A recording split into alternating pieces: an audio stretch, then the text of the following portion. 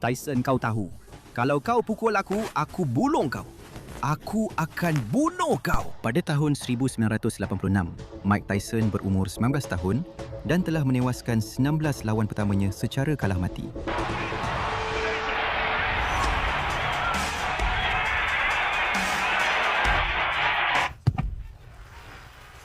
Semuanya dalam 3 pusingan pertama.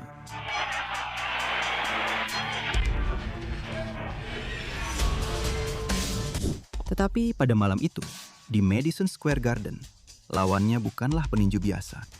Dia adalah bekas ketua salah satu geng yang paling ditakuti di New York. Seorang lelaki yang membesar di tengah-tengah insiden tembak-menembak, rompakan dan penjara. Dan apa yang berlaku antara dua lelaki ini tidak berakhir di gelanggang. Mitch Green membesar di jalan-jalan paling keras di New York. Pada usia 17 tahun, dia sudah menyaksikan bapaknya mati dalam insiden tembak-menembak.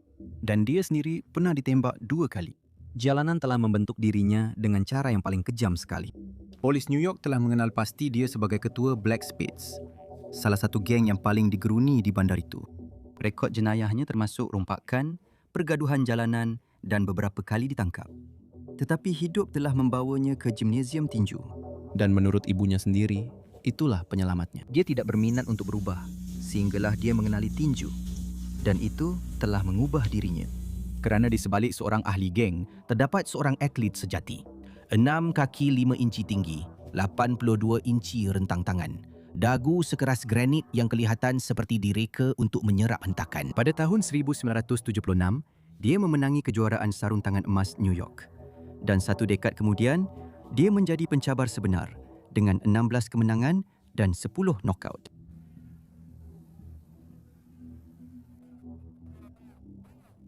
Tetapi apa yang benar-benar membuatnya berbahaya bukanlah rekodnya, mulutnya, dan dia langsung tak kenal takut. Apabila pertarungan itu disahkan, Green tidak membuang masa walau sesaat pun. Dia keluar ke jalan dengan kamera video untuk merakam klip trash talk sendiri yang kemudian disiarkan oleh saluran televisyen seperti HBO dalam rancangan mereka. Tiada media sosial pada tahun 1986. Tetapi Green tetap menemui cara untuk sampai kepada semua orang. Tyson kata dia akan lawan saya. Saya mahu berlawan. Itu Michelle Tyson. Dia seorang homoseksual. Isterinya juga homoseksual dan saya akan knockoutkan dia. Homoseksual. Saya nak lawan Tyson. Saya nak lawan Michelle Tyson itu.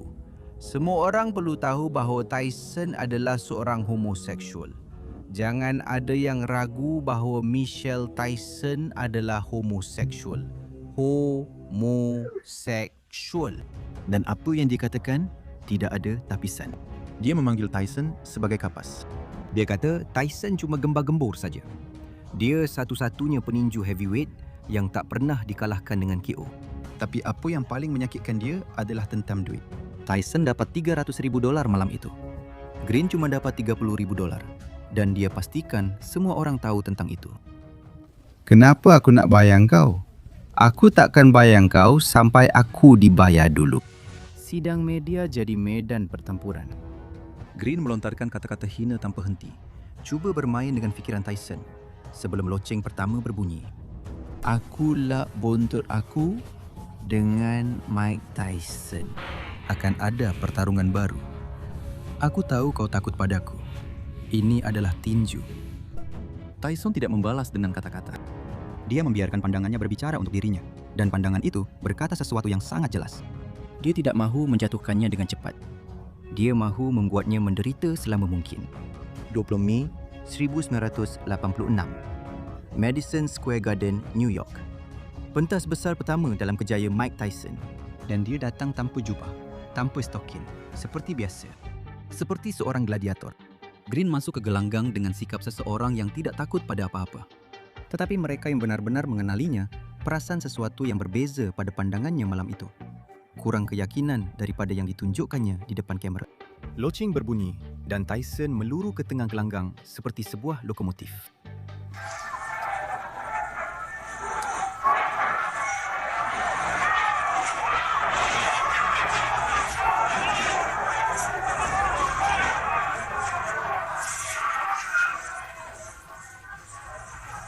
Sejak saat pertama, Tyson terus menuju ke sasaran. Gabungan tumbukan ke kepala dan badan, mencari untuk memecahkan pertahanan Samseng itu sejak pertukaran pertama.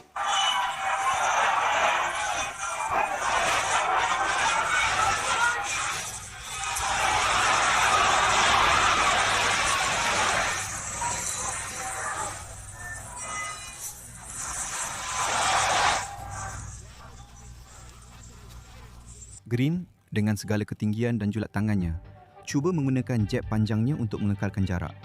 Tetapi Tyson menyelinap di bawah dan menutup ruang dalam sekelip mata.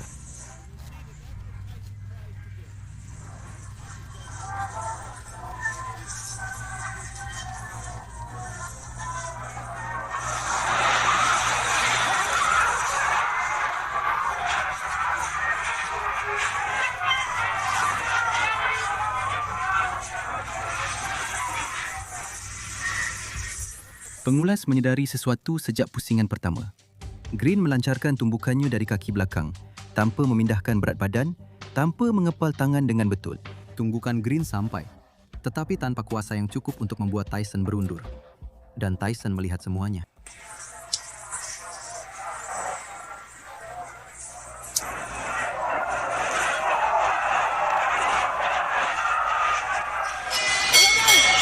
Pada pusingan kedua, Green cuba menukar strategi. Dia cuba memegang Tyson dalam clinch untuk mengganggu ritme dan mengurangkan kelajuannya.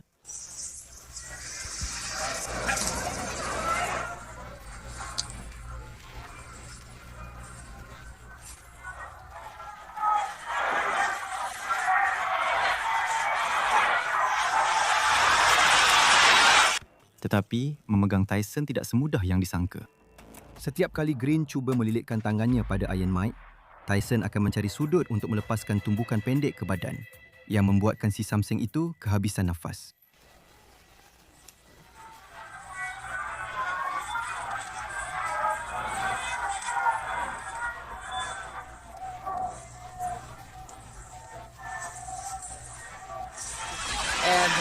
Kemudian tiba pusingan ketiga dan disitulah berlaku salah satu detik paling bersejarah pada malam itu. Tyson melepaskan satu tumbukan yang begitu kuat sehingga pelindung mulut Green tercabut dari mulutnya dengan satu hentakan sahaja.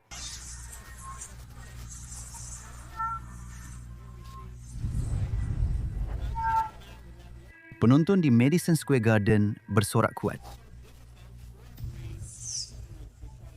Green tetap berdiri. Dia terus berlawan. Tetapi mesejnya sudah sangat jelas. Menjelang pusingan keempat, Green telah menyedari sesuatu yang dia tidak mahu akui. Tidak ada cara untuk menumbangkan Mike Tyson malam itu.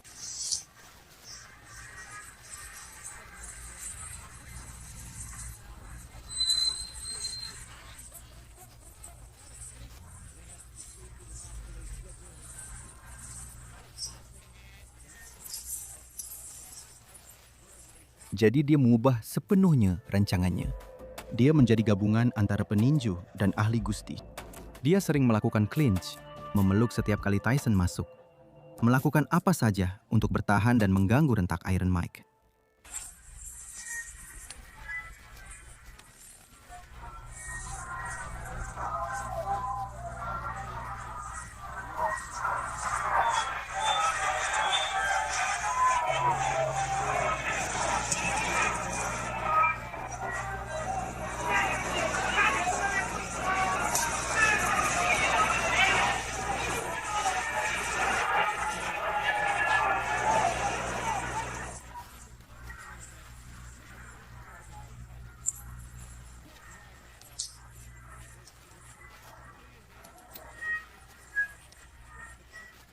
Penonton di Madison Square Garden mula bosan. Ini bukan apa yang mereka mahu lihat. Kemudian, tiba pusingan kelima dan sesuatu yang tidak dijangka berlaku. Tyson mula mengejek dia.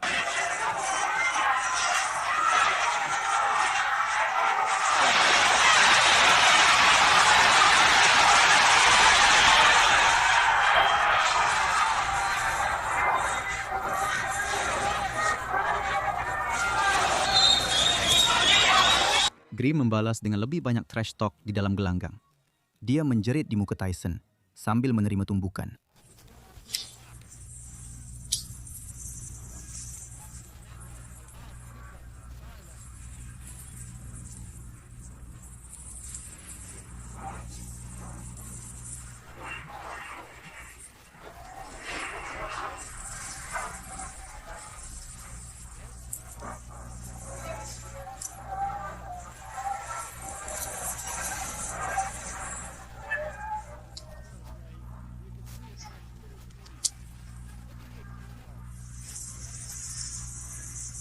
Tetapi Tyson tidak marah. Dia menikmatinya.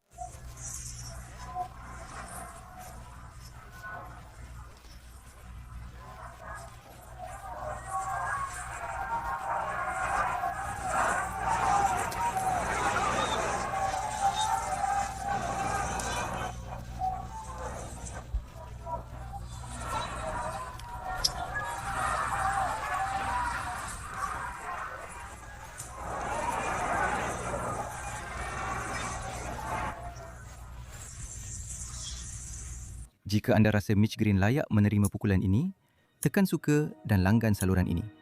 Kita teruskan. Untuk pusingan ke-8, Green masih berdiri, tetapi dia hanyalah bayang-bayang dirinya sebelum pertarungan.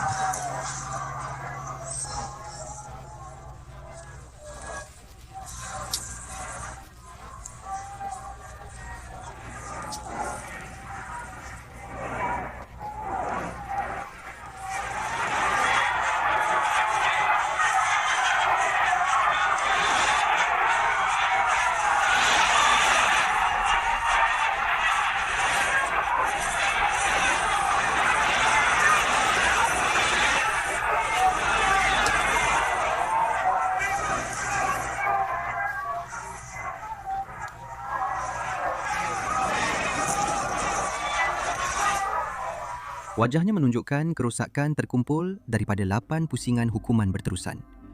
Dia bernafas melalui mulut sepanjang masa kerana pukulan ke badan oleh Tyson telah merampas nafasnya. Tetapi dagunya yang sekeras batu masih mampu bertahan.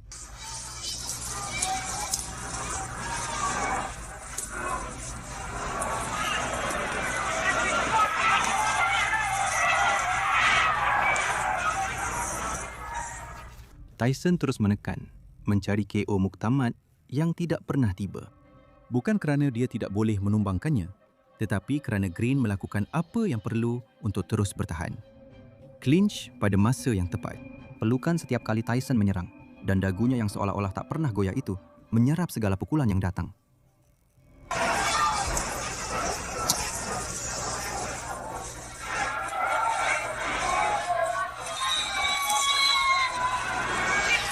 Pada saat terbaiknya dalam pertarungan, di pusingan-pusingan terakhir, Green berjaya melepaskan beberapa tumbukan bersih yang buat pertama kalinya malam itu menampakkan riak terkejut di wajah Tyson.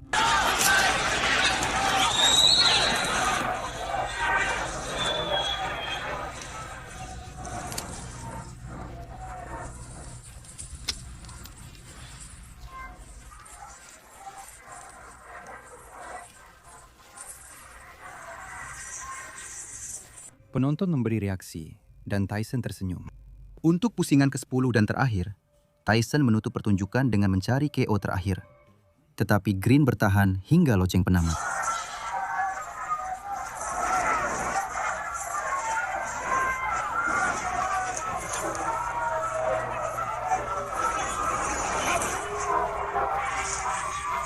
Keputusan sebulat suara.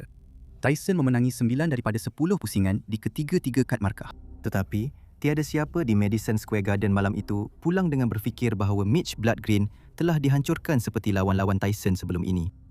Green menjadi peninju profesional kedua yang berjaya bertahan 10 pusingan penuh dengan Iron Mike. Dan selepas pertarungan itu, Tyson mengakui sesuatu yang mengejutkan semua orang.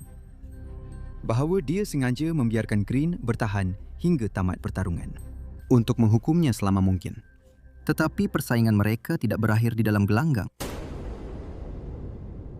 2 tahun kemudian, pada awal pagi 23 Ogos 1988, api kembali menyala di tengah-tengah Harlem. Tyson telah pergi ke butik Dapper Dan untuk mengambil jaket kulit mewah yang ditempah khas oleh rakannya untuknya.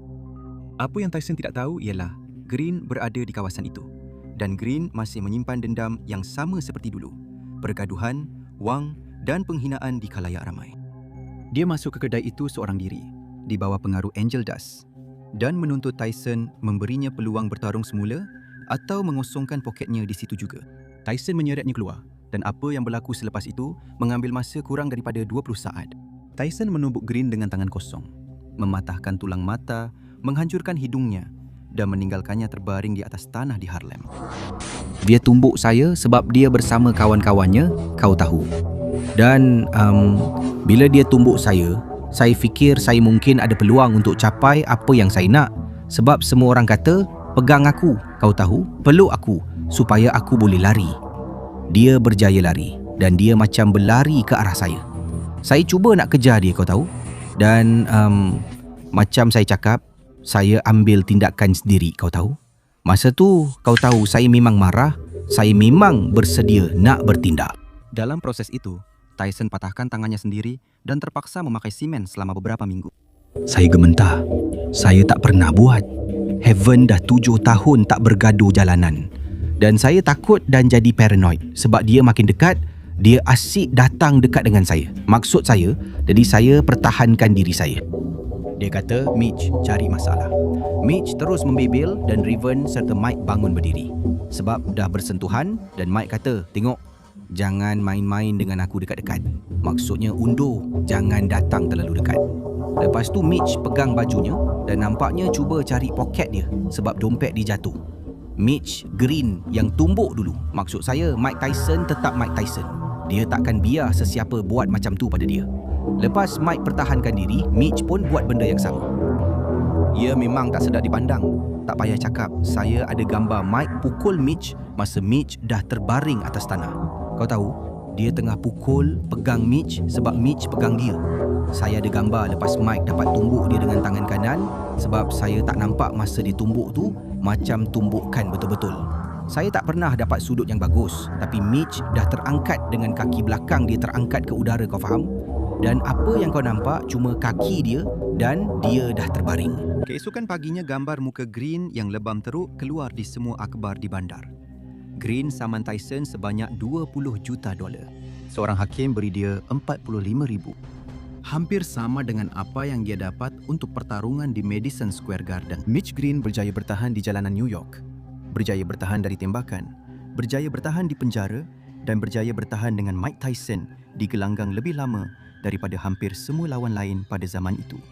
Tetapi dia tidak dapat bertahan dengan legenda yang sedang dibina oleh Tyson. Hari ini, kedua-duanya berbicara tentang perkara itu sambil ketawa. Kebencian itu telah menjadi sejarah, dan sejarah itu adalah antara yang paling liar pernah berlaku dalam dunia tinju.